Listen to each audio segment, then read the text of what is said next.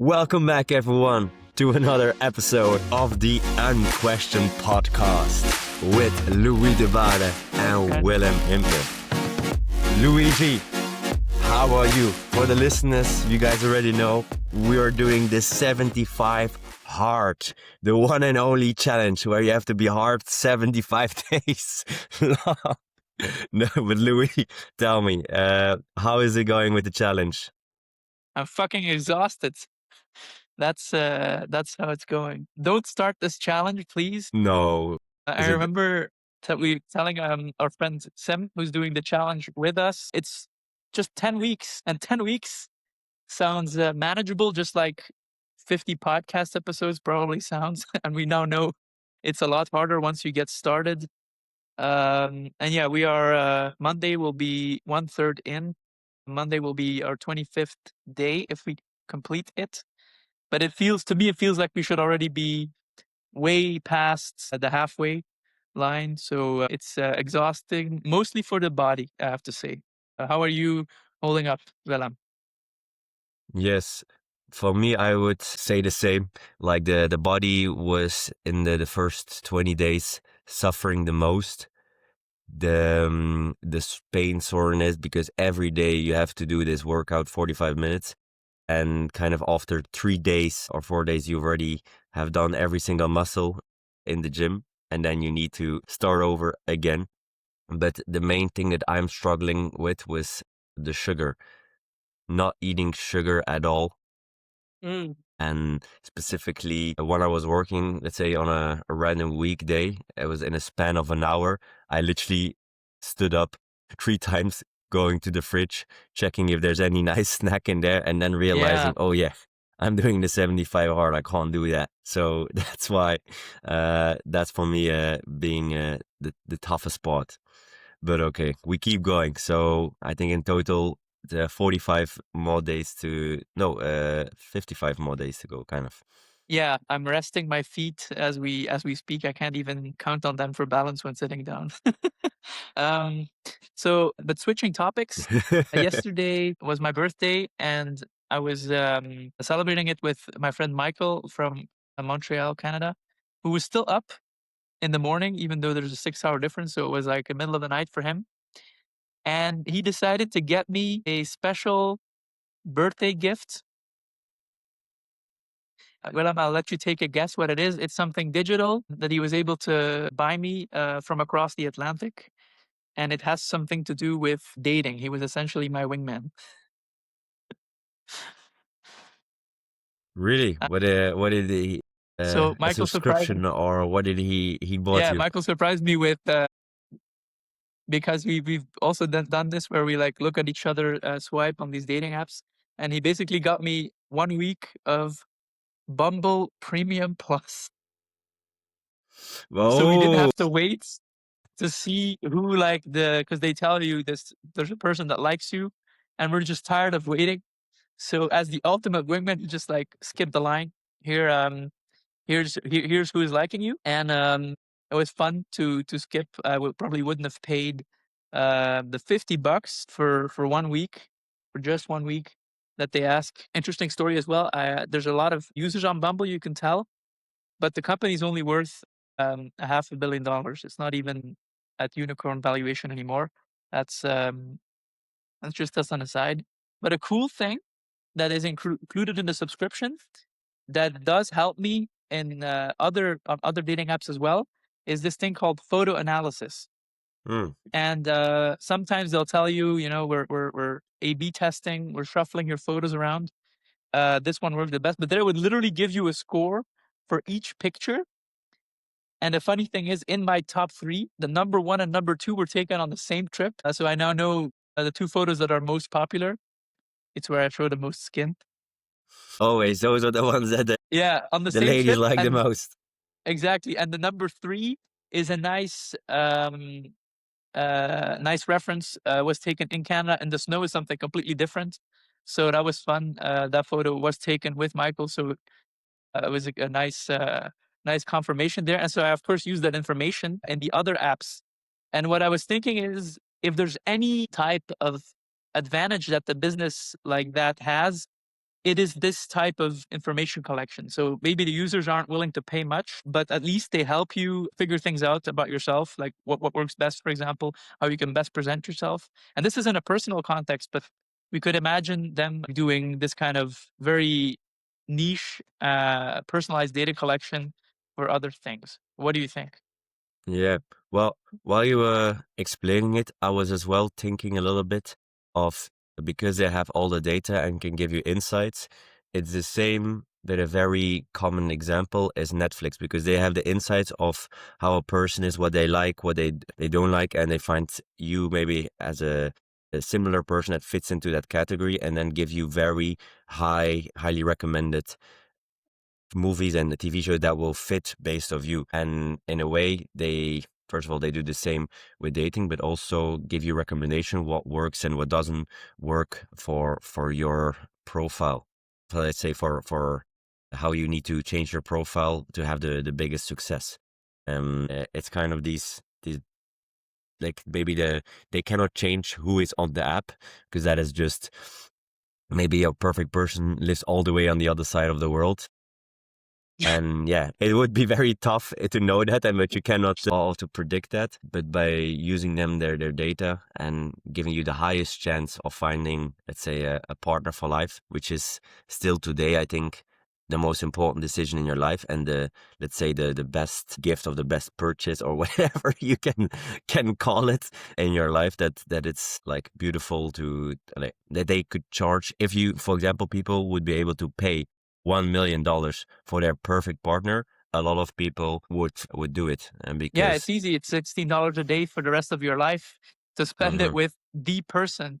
But mhm, I also think that you've talked about this. That perfect person does not exist. So, what would you tell true. people that think that they must keep looking, and like not stop until they find something that has no flaws, a person that is the ultimate person for them? Yeah. So, well, I've been in a couple relationships, short ones, but one really long, which is the current one. I've been together with her, Billy Sure, for over 5 years, and it's kind of beautiful to see in a relationship that a relationship has a lot of ups and downs, and Still, even in a relationship where in the beginning you think this is the perfect person for me on every level, on sports, on intellectual or spiritual, whatever it is. But still, you will find little things that don't perfectly match with what you want. And at a certain moment, you need to kind of find the balance and love that person for who they are, and even for their shortcomings. And the amazing thing is, if another person would have these traits or these little characteristics that first person doesn't have, they would have other things that you wouldn't like. So right? 100% perfect match, in my opinion, doesn't exist. And the thing is, your love gets deeper once you accept as well these shortcomings of that person, and you should not continue with that person if they don't align with your long-term goals in life. We all have a certain, let's say, main goal, either if it's have a family with kids, or some people, they really want to be a successful entrepreneur, Some people. or some people as well, they want to travel the world. And if you pick a partner, for example, hates traveling, doesn't want to get out there and remains in their own country or his own country and feels a lot more comfortable, then that's actually already a disaster, because you have a deepest desire of what you want to achieve, of doing life. And if that deepest desire doesn't align with that partner of yours, it's already a failed marriage or a failed Yeah, relationship that's a to bad begin with. start for sure. It's tough because sometimes as well, the perfect goal and, let's say, mission of one person is not perfectly aligned with the other person's mission. And then you need to kind of give and take a little bit and find a balance where both missions can work. So with the example with Yeah, the travel, it can be only, let's say, we can travel 1 month and a half or 2 months. a year, and all of the rest have to be home. So that person has to give up 2 months, and the other person cannot travel like half a year, which he maybe would or she would want to. Yeah, it's tough with the trade-offs. I think one good sign I find is when you're with someone and you have noticed these like small flaws or imperfections, and you ask yourself, would I want to change those? And if the answer is not really, because it wouldn't be the same person, I think that can be quite beautiful. But then there can be these major trade-offs where there's something inside of you telling you, like, at some point in my life, maybe not now or in the near future, I want to achieve this, or this is the way I want to live ultimately. And yeah, unless they are willing to work with you and they understand that, sometimes yeah, it's about your true obsession, sometimes your ultimate sacrifice that you don't want to make or that you do want to make. I think those things have to work together, I guess. Yeah, and one more thing that I wanted to share is I feel like the our generation, or even as well the millennials, because we are a Gen Z, and the millennials is the one before us.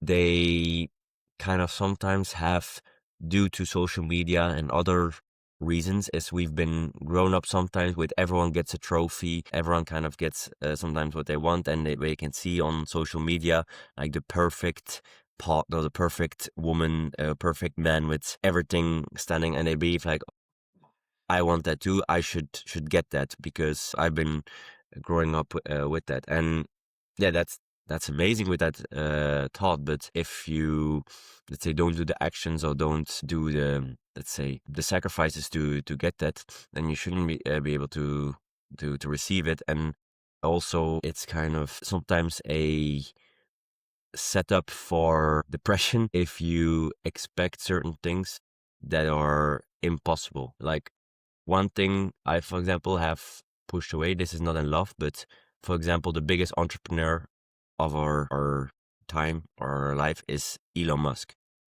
Mhm. If you would look at his life, what he has done and what he has gone through to be able to achieve what he has done with success, with business and life, then I would have to have a similar kind of exposure or have to go through very similar path like he has, and that I see not happening anymore. Or so that sometimes you have to let go of these things and Can we have to. one episode where we don't mention Elon Musk or his company, even when I it's wanted to say it's say yeah, Steve Jobs, but I said yeah, like maybe some yeah, people don't know Steve Jobs, but they should. because he's not he may not be the perfect example on dating, but Definitely not. But I was talking Musk, about the yeah, entrepreneurship journey, and it's like there's certain goals in life. Like he's maybe gonna be a trillionaire, or he's now a multi-billionaire. Is like sometimes yeah, you should still believe in a in that goal, but as well that is like should not be the, if it's unattainable, then maybe you have to accept that it's unattainable. I don't know, or it's me I think becoming it's older and being more I think pessimistic. That's also possible. I mean, this will also sound pessimistic and like a cop out excuse, but it is path dependent. So Elon Musk came from South Africa with nothing to lose. He was able to get into the US. I don't know if we would be able to do that. Like, funny thing is, like, I like the west coast of the United States, for example. It would be cool if I could say that I would end up living there and even die in California, let's say. But I can't get citizenship that easy. Now I could put in the work and stuff, but it's funny that Elon Musk does have that citizenship, I guess, from studying over there, and he wants to die on Mars, and there's probably more realistic for him to die on Mars than for me to die in California. And just a thought. I just wanted to make the point that it's kind of funny how, as an immigrant from South Africa, Elon Musk was able to basically become a US citizen, and Hmm. we may want to do the same at a certain point. That sounds Mhm. poetic, but let's say that I would want to die in California, and it's more realistic that Elon Musk dies on Mars than that I am able to live out my spend my old age in California, just because if you don't pay for Trump's golden visa or you don't start a company there, you simply cannot move. So I just found that to be like, if you want to follow Elon Musk's exact path, of course you have to take the hardship and being poor and stuff, but you also have to take the the situation in the, I guess, the 80s or the 90s when he moved over there and when it was still possible to via Canada to get citizenship there, because Mm. Canada wouldn't even take me, for example. Well, to add on to that, like for you, or for any person, it is what are you willing to give up to go to that dream or whatever, is how, let's say, life depending or important, how big is that scratch or that itch to achieve that one goal. And Absolutely. if you're willing to give up everything, um, you will achieve. And it's a beautiful, from another podcast host from 20 VC, Harry Stebbings. He literally, his mom he shared it on an episode, had a terminal disease, and to get the money for the treatment, he had to like raise somewhere around 1 million. And he really, like, he already had a podcast, but with like almost not that many listeners, maybe even as much as us. And he cold emailed all the top 50 VCs, stating an email with like, hey, your competitors, this VC wants to, on tech companies, wants to, let's say, buy a advertisement slot on my podcast for, I think it was like 50 or 60K. And based off all the people he sent, he was eventually to raise over 1 million of euros. And it's like, when you're pushed to your limit and you say like, it has to work, there's no other way, or there's no other possibility that it doesn't work, I'll do anything in my power to do so. Then very often it does work, so because you like go into another level of possibilities and you get pushed beyond Life what you finds a think you way. can. Yeah. But I it's just, completely agree. but it is as well, like, there is literally one of the most important people in your life gets sick and you want to save them. In a way, if your goal would be to live in America or have a company, you have to kind of, sadly, but to really make sure you achieve it, be relentless and think that it's like, I have to achieve this, otherwise my family life depends on it. And then it's still not 100% sure that you'll achieve it, but you'll do certain actions and you push yourself further to make the likability, or the probability of it becoming a reality a little bit higher. And that's worth it, regardless, in trying to achieve goals that a lot of people think that might be unachievable. Absolutely. I do think it's an interesting question to ask how much our favorite entrepreneur, Elon, would achieve had he simply stayed put in South Africa or elsewhere. Europe, he probably would have done some great and amazing things as well, limited by our our bureaucracy. But what if he had been, I don't know, in Australia? How far would he have gone, and would he be as well known for his inventions? The easy, simple answer is probably that he would simply move to California at some point. Mhm. So yeah, I guess it's a little bit of both, but no excuse. That's what you would say, right? Yeah, correct. So, okay. Anything else you end with your Bumble Premium? I'll let you know how it goes. The less I talk about these dating apps, the better. So yeah, if I don't start spiraling, I think things will work out. Yeah, and it's also a combination. Like when I was single, it's like the dating app sometimes help with having a lot of dates and knowing what you want or you don't want. And then the right person, either you meet them in a random encounter and you are very clear in what is a person that works, or let's say that fits in my life and where I fit in their life, and then you'll know. And it's same with a lot of iterations. Often helps with kind of finding the the perfect middle or the perfect match. Because if you don't try a lot of things, how do you know? If you don't try a lot of sports, how do you know that sport, if it's now tennis or basketball, is the perfect sport for you? To make a little analogy based on dating and sports. For sure. All right, time for my 75 activity. Okay, me as well. I'm gonna go to the gym now. So Same. to all the listeners, hope you guys enjoyed it, and looking forward to seeing you on another episode of the Unquestioned podcast. Podcast. Definitely like and subscribe, and see you in the next episode. Bye bye. Ciao.